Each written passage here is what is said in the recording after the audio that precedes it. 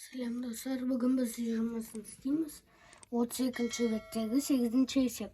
Бұл жақта біз диаметр мен радиусты табу керекпіз. Мына жақта біріншіде біздің радиусымыз 1 сантиметр. Ал диаметріміз 2 сантиметр. Сонда мына жақта ортасын бөлгенде мына жақта 1 сантиметр болса, бірге бірді қосқанда 2 сантиметр. Ал мына жақта 1,5 сантиметр. Сонда 1,5 сантиметрға 1,5 сантиметрді қосқанда 3 сантиметр. Сонда мына жақта диаметрі 3 сантиметр, радиусы 1,5 сантиметр. Ал мына жақта радиусы 1,3 сантиметр.